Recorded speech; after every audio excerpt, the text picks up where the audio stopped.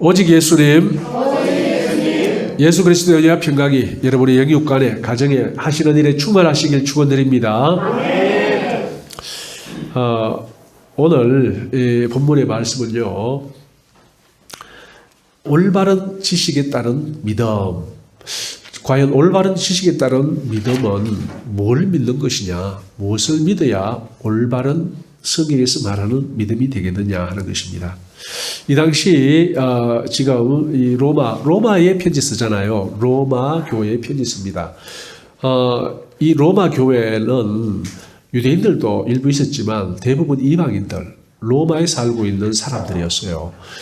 그래서 그들에게 이제 예수를 전하면서, 예수를 전하는 게 아니고 논쟁하는 거죠. 이미 예수를 믿는 사람들이니까 어떻게 예수를 믿는 것이 바르게 믿는 것이다 라는 것을 말하자면 믿음이 뭐다라는 것에 대해서 로마서는 이야기하고 있는데, 특히 오늘 이 본문에서는요, 가만 보니까 이 로마 사람들이 올바른 지식에 따라서, 그러니까 바르게 믿음을 가지지 않았더라라는 것입니다.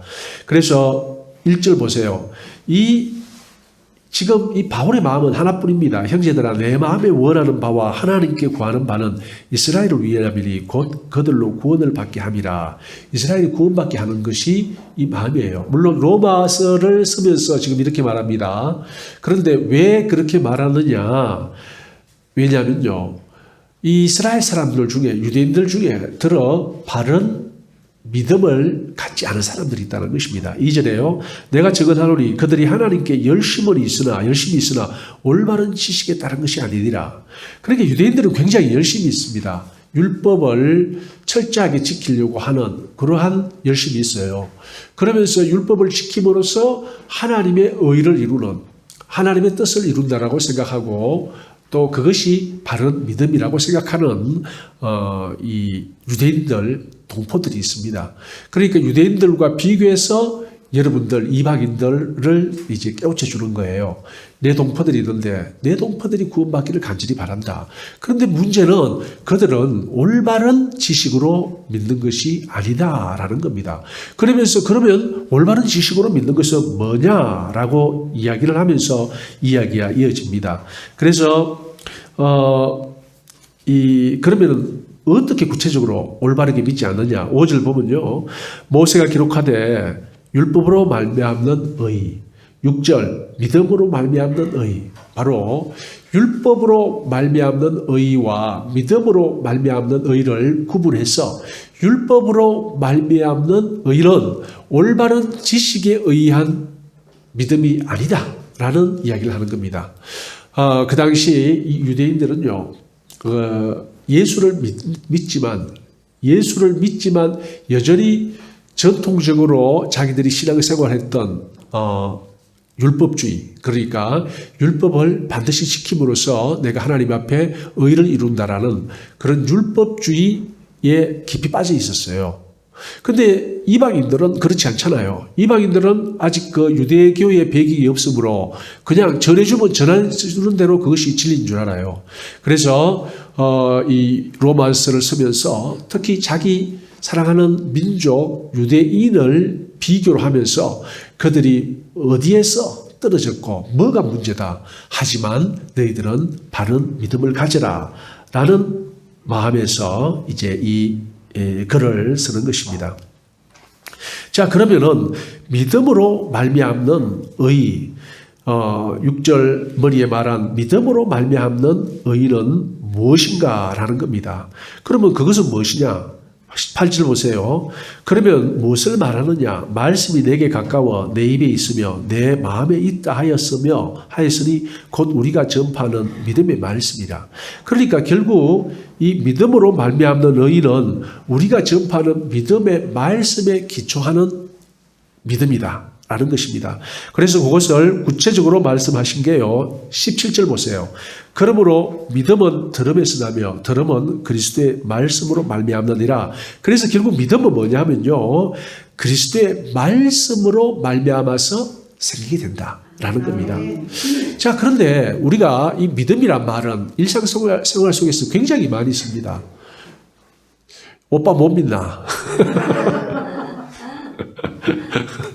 못 믿는다.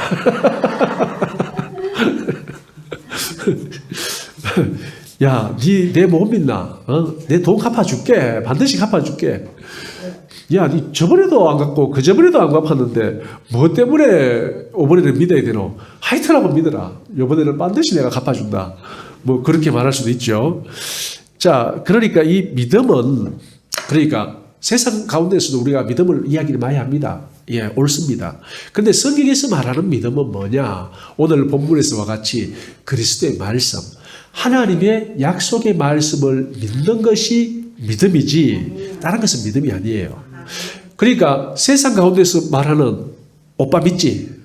여보 나만 믿어. 이거는 성경에서 말하는 믿음이 아닙니다. 그냥 세상 가운데서 말하는 믿음이에요. 그러면 성경에서 말하는 믿음과 세상에서 말하는 믿음의 차이점은 무엇이냐? 세상의 믿음은요, 그것이 반드시 믿음대로 될 수도 있고 안 될 수도 있다. 하나님의 말씀에 대한 믿음은 반드시 이루어지는 거예요. 그런데 세상 가운데 있는 이 믿음은 될 수도 있고 안 될 수도 있어요. 그 안 되는 이유는 뭐냐? 그 사람이 속이기 때문에 그럴 수도 있고, 또 하나는 뭐냐면요, 인간의 본질적인 한계 때문에 그래요. 그러니까 인간의 본질적인 한계라는 게 뭐냐면요, 이 베드로가 네가 닭 2번 울기 전에 나를 3번 부인하리라, 그 말을 들었잖아요. 들었는데 뭐라고 합니까? 아이고 예수님, 내가 예수님과 함께 죽을지언정 저는 절대로 예수님 부인 안 합니다. 그 당시 그 말이 거짓일까요? 아니에요. 예수님 절 믿으세요. 참 웃기네. 내가 지금까지 어떻게 지내왔는데 예수님을 섬겼는데 나를 못 믿다니. 이건 말도 안 돼요. 내가 예수님과 함께 죽었으면 죽었지 예수님 부인 아닙니다. 절 믿으세요. 이렇게 자신 있게 말했고, 그 당시 베드로의 말은 진실하였어요. 진실이 뭡니까? 자기를 속이는 말이 아니고 자기 진심, 정말 죽을 각오가 되어 있는 베드로가 그렇게 말했다는 겁니다. 그런데 막상 어떻게 됩니까? 현실은 딱 잡히니까요, 까맣게 잊어버립니다. 성경에 뭐라고 말하느냐? 그 말씀이 생각나서 3번 부인하고 나니까 그때서야 생각나는 거예요. 이게 인간의 본질적 한계입니다. 이게 뭐냐면은 인간을 믿지 말라는 말이 아니고요, 인간은 본질적으로 온전히 믿을 수 있는 대상이 아니라는 겁니다. 우리는 믿어야 됩니다. 부부 간에 믿어야 되고 형제 간에 믿어야 되고 다 믿어야 됩니다. 믿어야 되는데 그 믿음은 우리가 하나님의 약속의 말씀처럼 믿는 것이 아니고 본질적 한계를 가진 연약한 나와 같은 인간으로서 연민을 가지고 그냥 믿는 거예요. 그 믿음이지 성경 말씀에 나오는 우리가 이거 맹목적이잖아요. 그냥 무조건 믿는 겁니다. 물론 믿음을 갖게 됐을 때, 우리가 하나님을 경험하고 믿음을 갖게 됐을 때는 이제는 하나님의 약속의 말씀을 100% 믿는 거예요. 다시 오시리라 한 예수님을 믿잖아요. 그와 같은 믿음과 그게 아니고 우리 사람 간의 믿음은 다른 거라는 겁니다. 다른 거예요.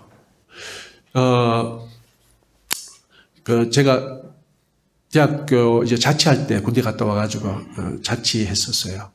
학교 조금 떨어진 데서 자취를 했는데, 전 또 새벽만 되면 이제 화장실을 갑니다. 근데 옛날 집이라 가지고요, 화장실이 대문을 열고 바깥에 나와가 있어요. 네, 많이 불편했죠. 그런데 좀 추울 때는요, 일어나기 싫잖아요. 그래가지고 이제 일어나야지 싶었는데, 그런데 바깥에서 우리가 아현동에 살았는데요.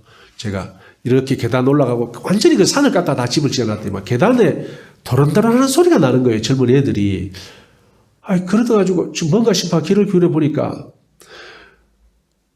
우리 사랑이 영원히 변치 말자. 사랑의 맹세를 하고 있더라고요. 그래가 오줌 누르는 걸 잊어보고 또 그 사랑의 맹세하는데 또 문 열고 나가면 안 되잖아요. 봉창문을 살짝 소리 안 나게 열고 누군가 싶어 보니까 중학생쯤 되는 애들이 새벽 4시나 4시 반쯤 됐을 거예요. 그 계단에 앉아가지고 서로 이렇게 어깨동무하고 앉아가지고 사랑의 미르를 나누더라고요. 아직까지 사랑하고 있는가 모르겠어요. 그때 사랑이 아직 변했는지 변치 않았는지 모르겠는데, 걔들이 중학생쯤이었으면 저하고 나이가 그 당시에 10살이나 8살 이쯤 차이 날 거예요. 지금 나이가 40대 후반이겠네요. 그죠? 40대 후반 결혼해가지고 자식 낳고 잘 살고 있는가? 그러면은 우리는 그런 소리를 들으면 어떻게 생각합니까? 이렇게 생각합니다. 아, 젊었을 때, 정말 젊었을 때 서로 사랑할 때 무슨 말을 못 하겠느냐, 이렇게 생각합니다. 그리고 그렇게 될 수도 있고, 안 될 수도 있다는 걸 압니다. 우린 다 알잖아요. 어른들이잖아요. 그죠? 예. 100% 된다라고 장담 안 하고, 100% 안 된다고도 장담 안 합니다. 그게 바로 이제 인간이 하는 일이 그런 일입니다. 그래서 인간은 믿음의 대상이 아니고 인간은 사랑의 대상입니다. 그래서 예수님께서 세 계명을 주노니 너희는 서로 사랑하라. 우리는 사랑의 대상이지 예수님이나 성령 하나님, 아버지 하나님처럼 절대적인 믿음의 대상이 아니라는 거예요. 그렇다고 해서 사람을 믿지 말라는 얘기는 아닙니다. 우리는 부부 생활을 당연히 믿어야 됩니다.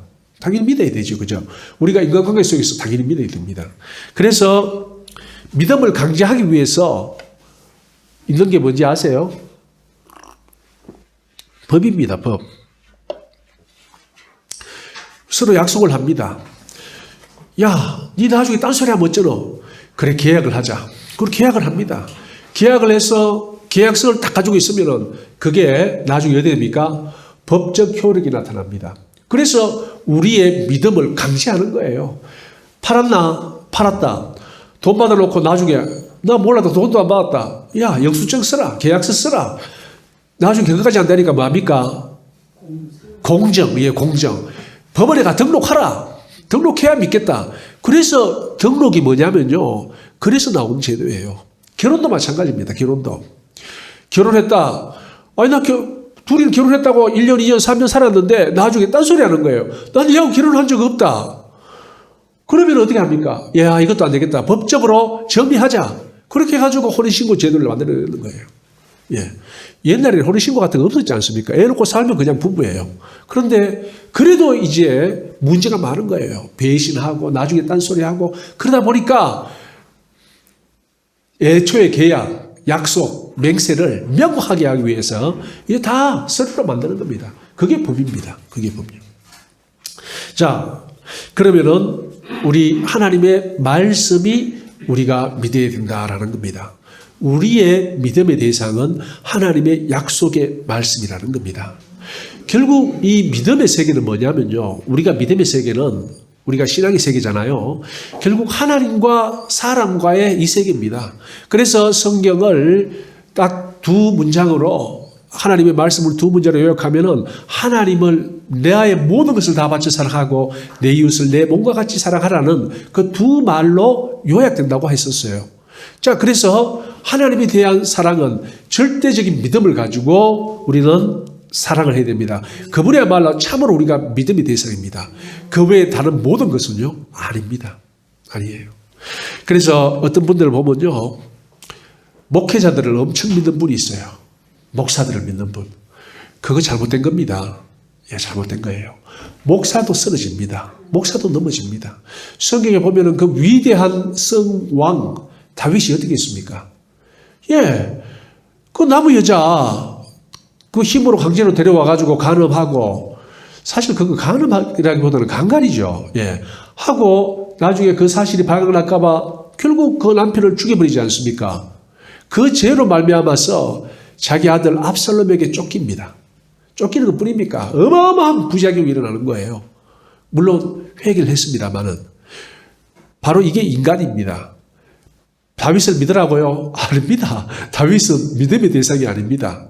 그냥 그 당시 서로 합의해서 다윗을 왕으로 추대하고 합의된 범위 안에서 다윗을 믿고 따르고 그렇게 해가지고 일사불란하게 나라가 움직여 나가는 그것을 위한 거지 절대 믿음을 줘야 될 대상은 아니라는 거예요.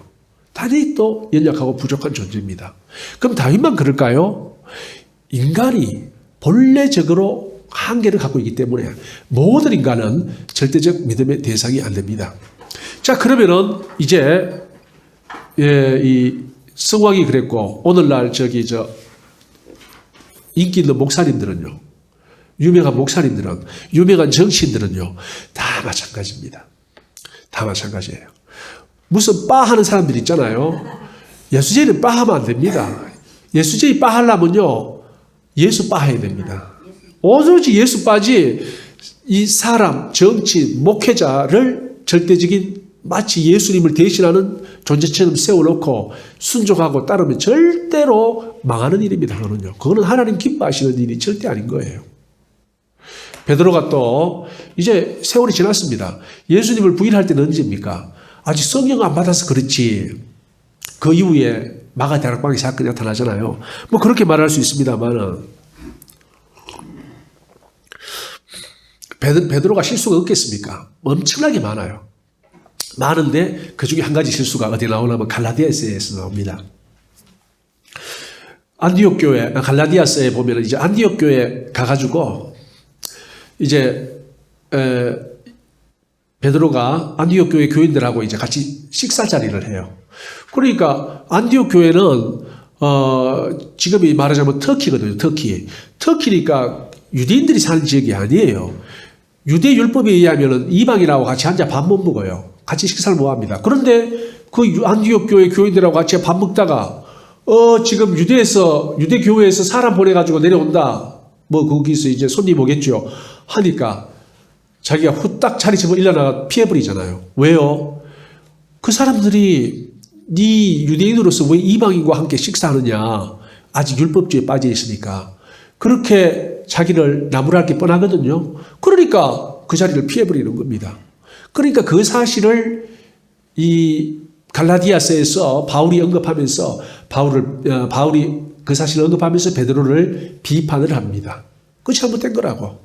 예, 사람 눈치를 살피는 거 잘못된 거라고. 그렇게 얘기하거든요. 그 몰랐을까요? 알아요. 아는데 아직까지 그러한 진리대로 살아갈 용기가 없는 거죠. 비난을 두려워한 거. 예. 이미 그 전에 그 일에 대한 사건은 결판 났어요. 다 났어요. 그 이방인에 대해서 어떻게 하라는. 그렇지만 그는 그렇게 하지를 못했어요. 뭐 이유는 단순하죠. 예. 비난이 두려웠던 겁니다. 아직 말씀을 이해하지 못하는 사람의 비난들이 두려웠던 거죠. 예, 그래요. 그게 뭐냐. 베드로도 성경 받은 베드로도 그렇게 잘못을 하고 실수를 할 수 있다는 겁니다. 그러면 성경 받은 예수제들은 실수 안 하느냐? 아닙니다. 똑같습니다. 다만 하나님의 감동 감화 속에서 기도하고 회복되고 이거지 잘못을 안 하고 실수를 안 한다는 말은 절대 아닙니다. 결국 그게 뭐냐? 인간은 온전한 믿음의 대상이 아니고 인간은 이해와 사랑과 용서의 대상이라는 거예요. 예. 예수님은 사람 안 믿으셨어요.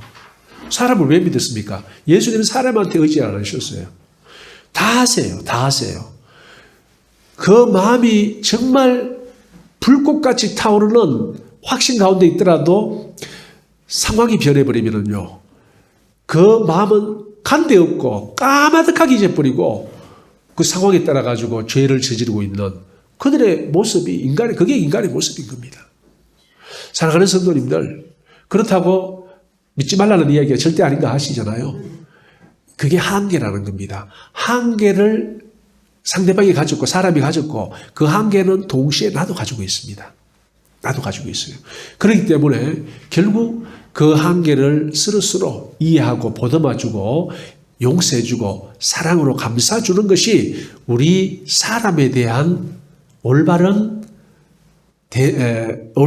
우리가 사람에 대한 우리 처신이고 행동인 겁니다. 사랑하는 성도님들, 그렇지만 아내를 믿고 남편을 믿으십시오. 믿어야 됩니다. 예수님처럼 믿으라는 게 아니고 연약하고 부족한 채로 믿는 거예요. 아이고 저번에 거짓말 했는데요. 또 믿는 거예요. 그 예수님 뭐 했습니까? 형제를 7번 용서해 줄까요? 왜 7번? 그 크게 인심 쓴 겁니다. 베드로가요. 그 당시 문화 속에서는 3번 용서합니다. 그래 3번까지는 용서해야지. 그러니까 예수님이 용서에 대한 말씀을 전하니까 한번 물어봐야겠네. 그럼 한 7번까지는 하면 될란가 해가지고 물어봤습니다. 7번까지 용서할까요? 하니까 1년번에 7번이라도 490번이라도 한마디로 끝없이 용서를 하는 거예요. 이게 뭡니까? 이게 인간입니다. 인간은 그러한 존재입니다. 또 인간이 뭐 잘났다고요? 그래서 율법으로 뭐 잘한다고요? 그래서 또 예수님이 뭐랍니까? 모세는 살인한 자는 사형에 처한다 그랬는데 내가 분명히 너희들한테 말한다. 형제를 바보로 하는 자도 다 사형에 처한다. 그렇게 말씀하십니다. 그게 뭡니까? 그게 원래 하나님의 법이에요. 원래 하나님의 법은 그래요. 음욕을 품는 자마다 이미 음란죄를 저지르는 것이 원래 하나님의 법이에요. 그런데 왜 예수님이 어떻게 합니까? 그것을 모세를 통해서 감해줬어요. 왜요? 현실 인간으로서는 도저히 불가능한 법이기 때문에. 물론 그것이 가능할 때가 있습니다. 우리가 새하늘과 새 땅에서 그리스도와 함께 살아갈 때는요, 그것이 가능합니다. 우리의 인간의 연약하고 부족함을 극복할 수 있습니다. 우리 인간의 능력이 아니고 하나님의 은혜에 의해서. 하지만 이 땅에 살아갈 동안은 인간은 연약하고 부족한 존재라는 거예요. 자, 혹시 누가 여러분한테 잘못했습니까? 또 거짓말 했습니까? 뭐 남편이 또 뭐 주식 투자가 돈을 좀 잃어버렸습니까? 뭐 별의별 일이 다 있습니다. 하지만 우리 인간이 본래적으로 그러한 내재적인 한계를 가지고 있는 존재다라는 사실을 깨달아 하시고, 정말 우리가 온전히 믿어야 되는 믿음의 대상은 하나님께서 우리에게 하신 약속의 말씀. 오늘 본문 17절에 그러므로 믿음은 들음에서 나는데 들음은 그리스도의 말씀으로 말미암느니라. 바로 그리스도의 말씀이 믿음의 대상이라는 겁니다. 특별히 하나님의 약속의 말씀들이 우리의 믿음의 대상이지, 결코 내재적 한계, 본질적인 한계를 가진 우리 인간들은 이런 믿음의 대상이 아니고 사랑의 대상, 이해의 대상, 용서의 대상이라는 것입니다. 사랑하는 성도님들, 자, 이제는 우리 사회 속에서 쓰이는 믿음이라는 단어가 워낙 많이 흔하게 쓰이다 보니까 헷갈려요. 성경의 믿음도 그 믿음이겠지. 그래서 중간 주음에서 왔다 갔다. 어떤 때 보면 아닌 것 같기도 하고 성경의 믿음이 어떤 때는 긴 것 같기도 하고 하는데, 오늘 이제 분명히 아셨습니다. 그러면 이제 어떻게 됩니까? 우리가 성경 안에서, 믿음 안에서, 또는 예수 안에서 믿음을 할 때는 오직 하나님의 약속의 말씀만 믿는 것, 예수 그리스도를 믿고 의지하는 그것만이 믿음이고, 우리 세상 가운데서, 형제 자매 가운데서, 친구 가운데서, 또 인간관계 가운데서 말할 때는요, 그게 아니고 본질적인 한계를 가지고 있는 인간이 말하는 믿음은 언제든지 깨질 수 있다. 물론 안 깨질 수도 있어요. 깨질 수도 있는 한계적인 믿음이라는 사실을 분명히 깨달아 하시고, 사회생활, 우리 신앙생활 하는데 정말 바르게 말씀대로 살아가는 우리 예수교회 모든 가족들 되기를 예수님으로 축원드립니다. 네. 할렐루야. 아버지 하나님 감사합니다. 전능하신 아버지 하나님을 찬양합니다. 저희들의 믿음이 어디에서 왔습니까? 그렇습니다. 예수 그리스도의 약속의 말씀입니다. 또 그 믿음이 저희 심령 속에 심겨진 계기는 성령님의 도움이십니다. 감사하고 감사합니다. 우리 사랑하는 모든 성도님들, 참 믿음의 대상은 오직 하나님의 약속의 말씀뿐, 그리고 예수 그리스도뿐이라는 사실을 분명히 명심하시고, 그리고 우리 주위의 이웃, 가족, 모든 사람들은 본질적으로 한계가 있고, 그리고 온전히 믿어야 될 대상이 아니고 사랑하고 이해하고 용서해야 될 대상임을 깨닫고 더욱더 하나님의 사랑을 베푸는 우리 사랑하는 예수교회 모든 가족 되게 하여 주시옵소서. 예수 그리스도 이름 받들어 기도드리옵나이다. 아멘.